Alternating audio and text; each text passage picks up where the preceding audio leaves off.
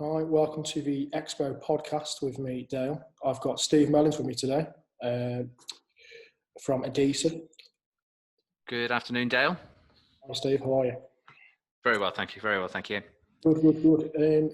So, if you want to give a bit about yourself, and then we'll move on to a few little questions. That's okay. It's all about me. Well, good afternoon, Dale. Good afternoon, everybody. My name's Steve Mellings, as you know. I'm the founder of ADISA. For those of you who don't know what ADISA is, we run a certification scheme for services and product in the industry of IT asset disposal.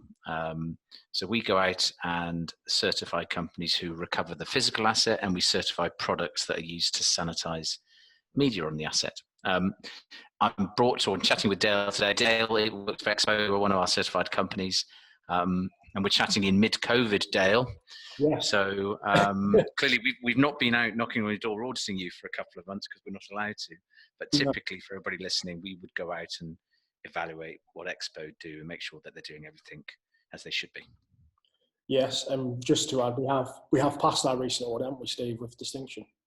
Absolutely, and I should that was it. So we'll go into this. So ADISA is evolving its standard.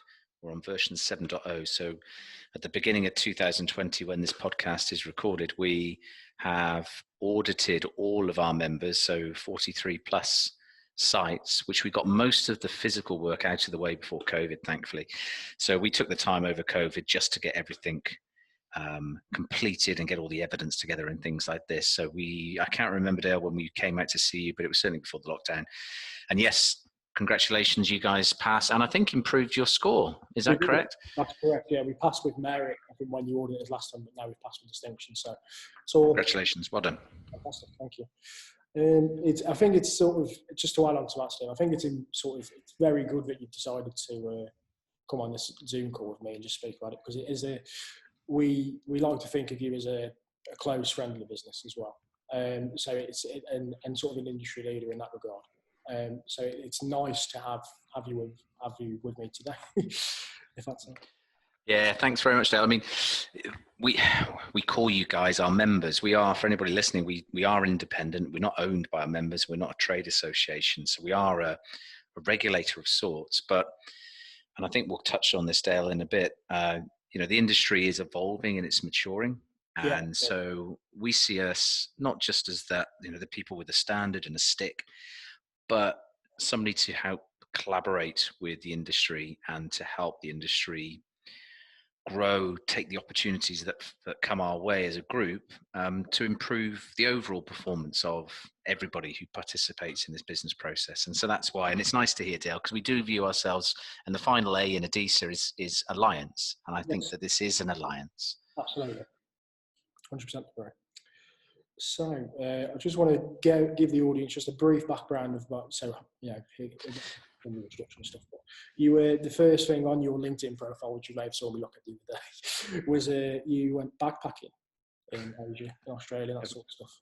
Number of years ago now. Seems a long time ago now, but yeah, I was fortunate enough. But background prior to that, I worked in the Channel, so I sold technology into the city. I was operations support manager for a big reseller, and that's where I first got my experience of A, technology, B, the wonderful world of trying to sell to customers or big corporates, and C, my understanding of ITAD and asset recovery, because I ran Sun and HP's trading programs for this reseller as part of my remit, and so we were recovering tens of thousands of assets every month, and that's kind of where I got my first flavor for ITAD from. So that was kind of 95.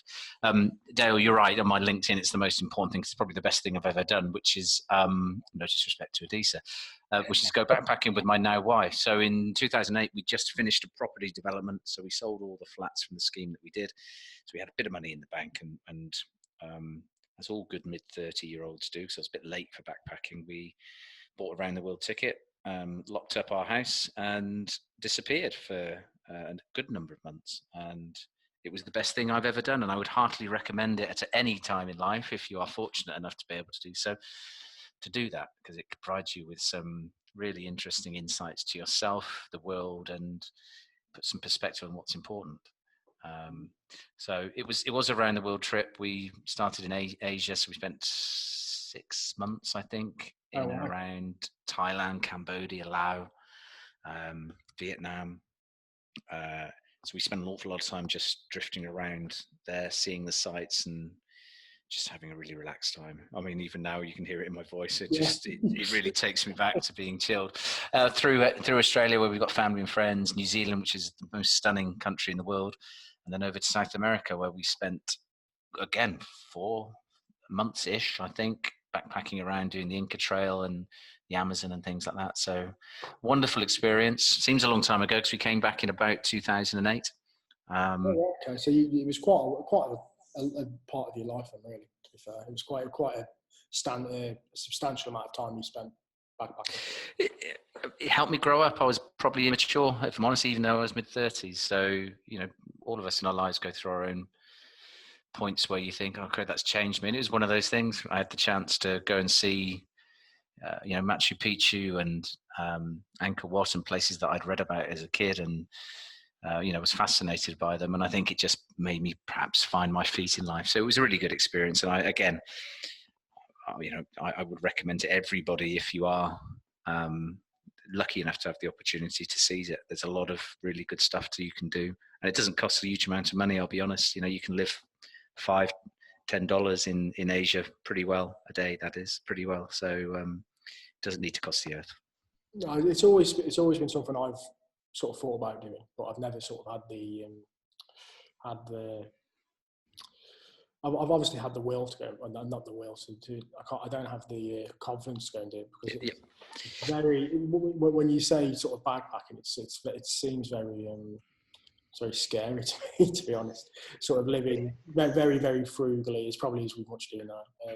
Sort of in an unknown place, and it just sends me over the edge, to be honest. But it's nice to hear that it's made you grew you up in a way, and it's nice. Yeah, it was really good fun. But of course, it's not the real world. So, and maybe I'll link into the, a little bit about ADISA. Go for it. So when we came back, it was the height of the credit crunch. So we left without, we didn't have another development on the go. My wife went back into what she does. She works in events in finance in the city. I didn't have anything to do. So after a month of mucking about, I'm not a lazy person. So I went to work at a friend's company, and there was it was an IT support company. And one of their biggest clients was a American healthcare company, and they were withdrawing from EMEA because of the credit crunch. So they had something like 10,000 seats in Europe, and they needed to dispose of their assets. So I stuck my hand up and said, well, I know a little bit about this, and got stuck into that. So I went out and audited 10 ITADs in the UK in the space of about 2 weeks. And what I found was some fantastic companies and some pretty dreadful companies. This is 2008, remember. So I started reaching out to my old network, and this is the thrust of ADISA. So I went and met with a couple of the guys from the resellers, talking about, Data Protection Act 98 was only just really beginning to find its feet. Yeah. And, I spoke to lots of people in the banking sector, and I said, oh, we're beginning to get network security, get our head around it. We're beginning to understand about, antivirus and firewalls and such like that. Yeah. But the asset disposal piece seemed to be completely forgotten about. And, when we spoke to the channel, they said, don't care. We just want to put new technology in. Again, the asset retirement piece and disposal piece was forgotten. Met up with John Sutton, who's an old contact of mine, who got introduced to me by Daniel Smith, then at Blanco, now at EOL. And John talked about the work he'd done at GCHQ about Information Assurance Standard 5. And so, linking of minds, we said government has kind of not done anything, i.e. GCHQ and people like that. They sorted themselves out with IS5, but it was a controlled document. There was nothing in the commercial space. So the industry didn't have, a standard, if you like, to work towards, which was why we were seeing the industry perhaps not really maturing as quickly as it might. Yes. There were lots of pockets of excellence. So it's not, there were some really good vendors, really smart people doing their own thing, but there wasn't an industry, if you like. It wasn't pulled together. There was no identity. And so, arrogant as it may seem, myself and John decided to do something about it.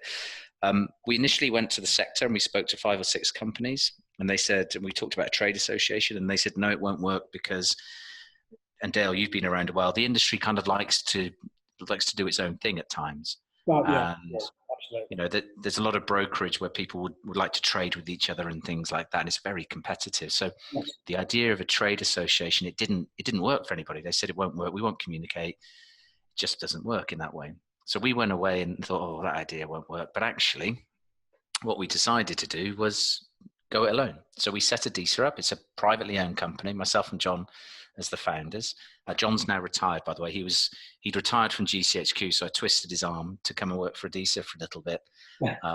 But you know, he'd done his service, shall we say. So myself and John launched ADISA in 2010, and here we are. It's our 10th year, Dale. We're having our 10th year celebration with all of you. Will get invited to it in November. Absolutely. And it's been a long journey. We've come a long way, I think. Yes, I can agree with that. I think the industry sort of looks to yourself, and especially the customers from our end as well, look for the ADISA standard now, which is fantastic. So it just goes to show that it's come such a long, hard fought way to do the right thing overall, which is obviously what we want to do. And we don't always get it right. That's the really important thing. You know, we've always said this to you guys as, you know, as people we evaluate. You know, business is business. There's always going to be things that go wrong. It's about how we respond to that. And that's the one thing I'm really pleased at is people are, and the members that we work with, it's not, we don't have a massive battle with them because they've accepted the standard, they've accepted the processes that go within the standard, and they work with it as sort of the core of their business, if you like. It's almost in their DNA now. Yeah. And that's a big challenge for a lot of us. Not least because in the early days nobody'd heard of ADISA, there was no real value in it. But companies knew that something had to change. And so those early innovators and all of you guys who've been with us for years now have adopted these processes because you acknowledge it's the right thing to do. But until recently, it was perhaps not recognized by your customers as having value.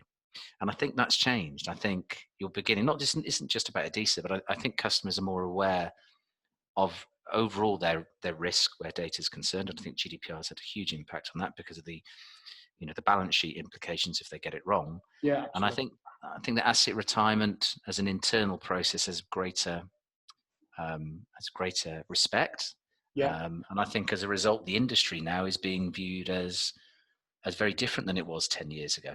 And I think whether we get the right acronym, ITAD is the one we're using at the moment, but I think the ITAD industry has identity now. We're beginning to see, and I'm delighted for this, by the way, I'm beginning to see ADISA members outstrip ADISA in terms of thought leadership, and that's the way it should be. Outstrip ADISA in terms of how they're marketing themselves, which is the way it should be, and outstrip ADISA as well operationally.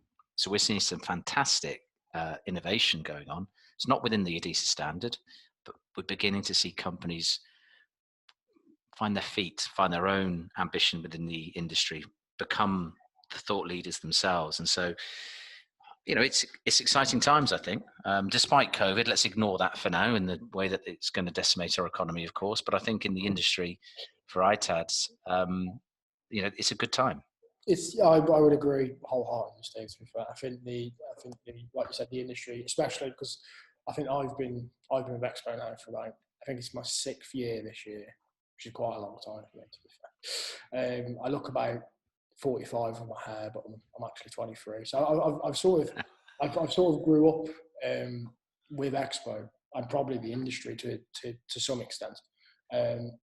So I can definitely see the change from obviously when we joined ADISA and that sort of stuff, sort of matured Expo in a way, which is obviously what we wanted to do, to push forward and to give the best to our customers and that sort of stuff. So yeah, I can absolutely 100% agree with you on that front. Absolutely. And I think just on that note, and I know you've got some structure to this, if I may, and I think it's really interesting. You've heard me present to the members where we talk about, if it was easy, everybody do this. Absolutely. And, sometimes doing the right thing when your customer's expectation is not at that level is extremely brave, because companies will incur cost, whether that's direct cost to ADISA or actually the cost of complying with what we expect you to do. So enhanced CCTV and all of this stuff. And I think the industry has been very brave in moving forward with a standard, because we would be nothing without acceptance. Standard is just a piece of paper. It's all about the scheme and acceptance and compliance to it and the audit process. So we'd be nothing without companies who have been brave and taken this on. And I'm delighted for them that we're beginning to see, and the feedback I get is customers' expectation is now at that level. So they're expecting you, Dale, to have strong asset management, to have really good facilities with strong physical security, to use the right tool sets across different media, all those things that we've been working with for you guys as a sector. Customers' expectations are now there. And that's really good, because again, as I've always said to you, there's a big industry out there of companies who recover assets, but they don't do it to this level. Some of them can, some of them aren't interested, and some are growing into this area.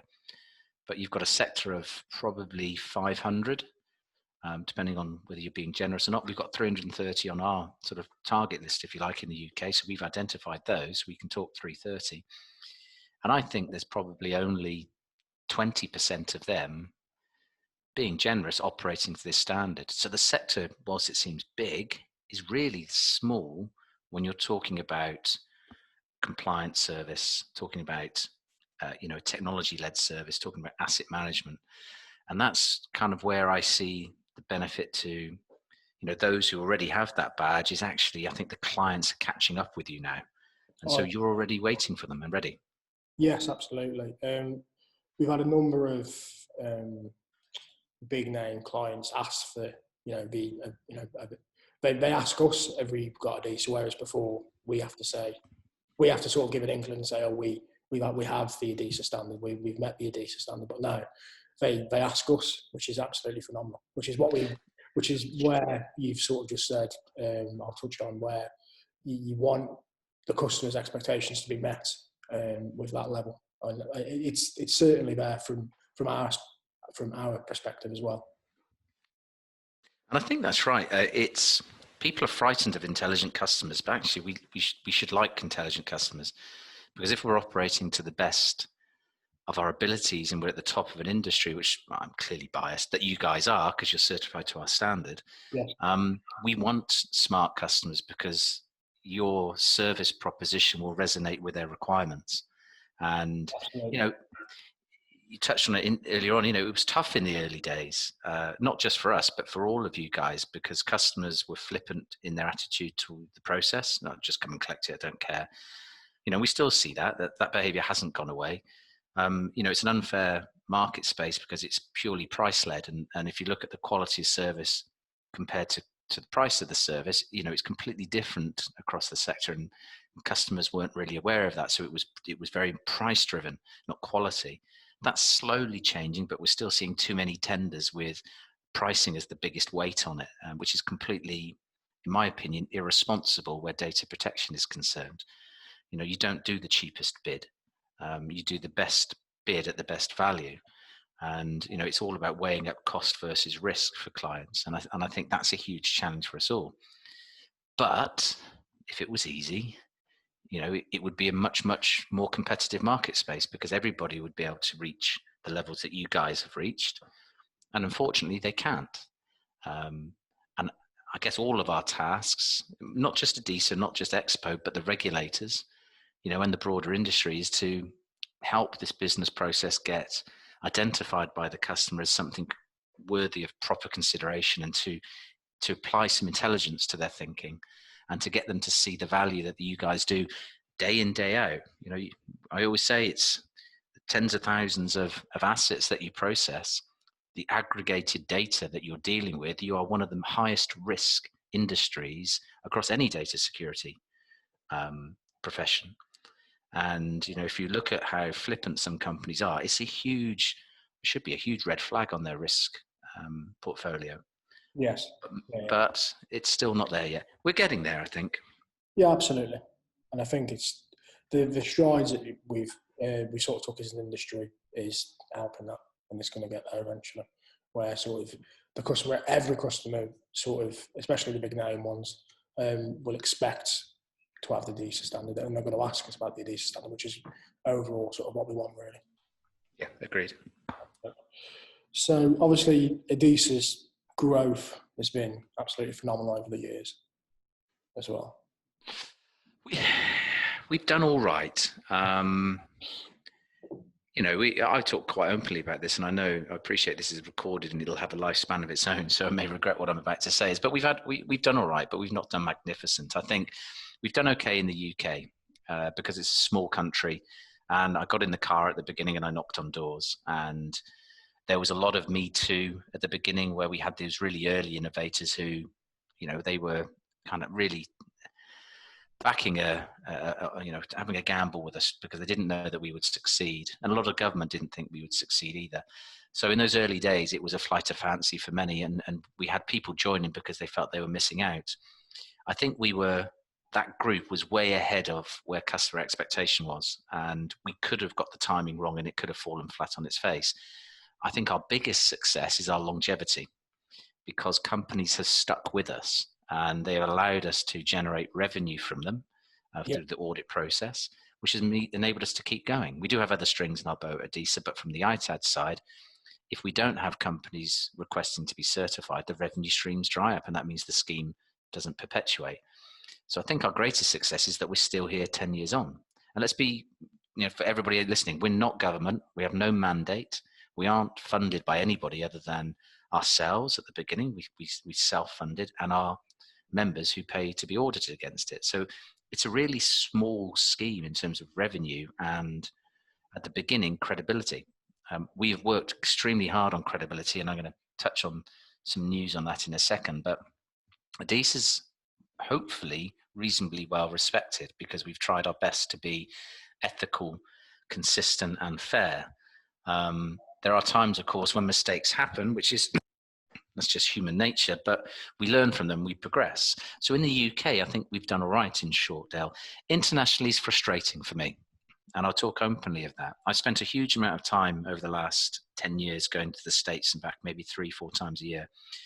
And we've had landing points in the US, whether that would be Arrow before their demise, or other companies in the States as well. We've never managed to get the traction out there.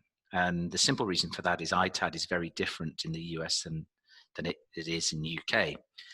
Likewise, further afield, we've audited in Asia, we've audited in the Middle East, we've audited in India, and the markets there are very different as well. Even in Europe, it's very different across Europe. And so what we're talking about when we talk about the industry maturity is you have to appreciate the regional maturity. And you'll see this, Dale, in some of the tenders, a global solution. It doesn't exist. No, I can guarantee you that. Even the big OEMs, they will have different levels of service quality within their partner network. Everybody who said, I can deliver services in 43 countries, etc., that'll be through a partner network. I've been out and audited a lot of these guys. The quality of their service delivery varies dramatically. And I think one of the lack of success that we've had is getting our pitch to resonate in some of these regions, which is why we're still predominantly the UK. UK is much stronger, in my opinion, on security, on technology, on asset management, on understanding what ITAD is going to become than other countries. We may not be as strong on the reuse piece, and perhaps our waste management could do with a bit of tightening up, but we're far more advanced where I think the ITAD process is. Just talking success, because you mentioned it earlier on, and I'm going to jump on our own or blow our own trumpet here. We're working, Dale, as you know, with the Information Commissioner's Office in the UK. So we launched ADISA version 7.0, which is the version of our standard, and we made some changes to 6.0. 6.0 was written in 2015 when we saw the first draft of GDPR. And so we made some material changes to the standard to reflect what has now become Article 28. In 2018, clearly when GDPR came through and was enshrined into UK law, And of course, UK Data Protection Act 2018, we started looking at the standard and compared it to the legislation. Now, we made some changes for 7.0. Just for disclosure, and you're the first person I'm telling this to, there is actually a new standard, 8.0, which we are currently is under evaluation with the UK Information Commissioner's Office. Now, don't shudder, but it's quite different. Right. You guys won't do anything different operationally because you already do an excellent job. So answer number one question is, from a processing perspective, you are not going to do anything different. Okay. But the standard has been written to comply with specific requirements in GDPR. And so it's structurally quite different, and it has some new criteria which your customers are going to have to do. Okay. Because part of GDPR is about the data controller and processor relationship. And so our current target evaluation, which is incorrect, is you as the supplier. What we're evaluating with the new standard is the process as a whole. Right. It's going to be really exciting for the sector. I believe now, and it's 12th of June 2020, so I could be wrong, but it shows you how either arrogant or confident I am. I believe that we will get Information Commissioner's Office approval, and we will be formally recognised as a GDPR compliance scheme. And we should be the first company in the UK to achieve that. We should actually be the first company in Europe to achieve that as well, but we just don't know what else is going on across the channel, if you like. So in terms of our success, I'd sum it up as this: we've still been going 10 years, and we still have a good relationship. Not always brilliant. We have contentious discussions or heated discussions, perhaps, with our members, because we don't just put our arm around your shoulder and tap you and say, well done. We make sure you're doing what you do. So you're going to have that sort of antagonism, perhaps, which is good and it's healthy. I have no issue with that. And I don't think our members do either. So that's our number one success, is that we're still operating. The number two is that we are getting the right type of approvals for you guys to be put in place. Yeah. And what that means moving forward is customers are almost certainly going to be looking for the ADISA mark when they're disposing of equipment, because we would have done the hard yards for them via you to make sure that the process is GDPR compliant. Absolutely. So, I think that's quite a big deal for us as a small company. Absolutely. I think 100% agree. I think it's a big deal for the sector as well, because yes, we will be viewed as a leading light in data protection as a sector. This isn't about ADISA, this is about the sector delivering quality services that you've been doing for years and investing in something that probably until recently didn't really give you a massive ROI, but you knew it was kind of the way forward. So it's a huge pat on the back, again, as using that phrase, for you guys to say you backed the right horse.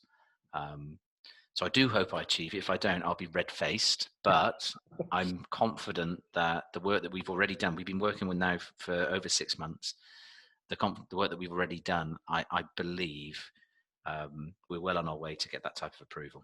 Fantastic. I know you touched on that on the ADISA meeting. Was it last November, or I think was it November? November, yep. November, where I think I was there, and you touched on that fact again, where you said you've been working with the ICO, and I think it was it was in its infancy then, or it was close to. Well, I think that was the first time as a whole that we ever sort of heard of ADISA trying to get into the ICO. It's been a really, really interesting experience because, and I hope anybody listening from the ICO won't mind me sharing this, but we were one of the first to apply. There wasn't an application form. So there wasn't a formal application process. So we were one of the first to go through this. And the ICO, I think, do a great job with really challenging environment, because actually they're not very well resourced from government. And a lot of their sort of long-standing experts disappeared into private practice at the end of GDPR, because obviously that would be paying a huge amount more. So if you look at what they've gone through as a government department, they've had some challenges, and of course GDPR is complex.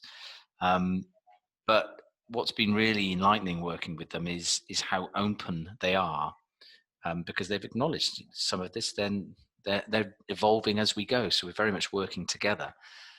We think, both parties think, we now have an idea of exactly what is required, which has taken 6 months.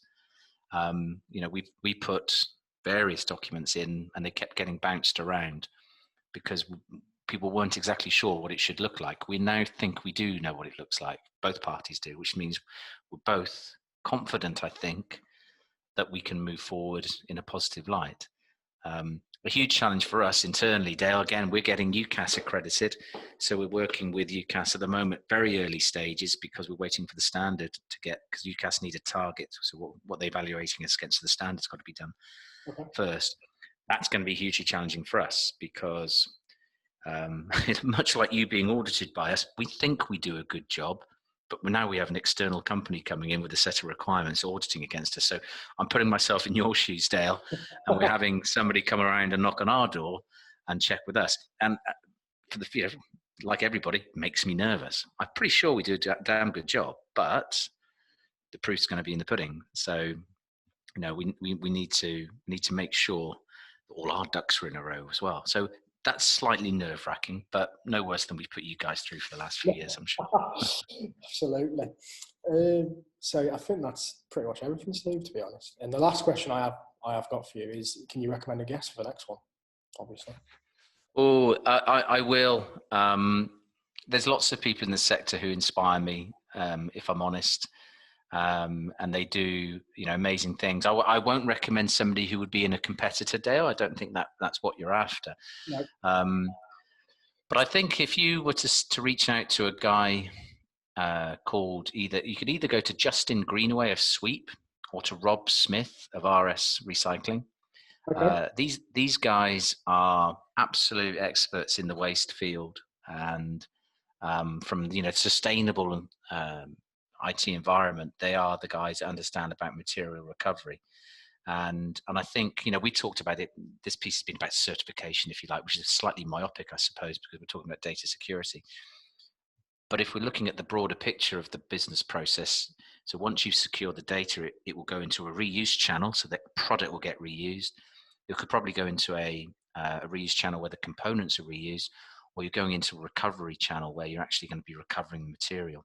And I still think with POPs, persistent organic pollutants, and the EA coming forward with that as an issue, I think it'd be really interesting for people to listen to those who do material recovery and how they see POPs impacting on this sector. Fantastic. So I can introduce you, Dale. Yes, please do. Absolutely. So thank you, Steve, for coming on. It's been an absolute pleasure.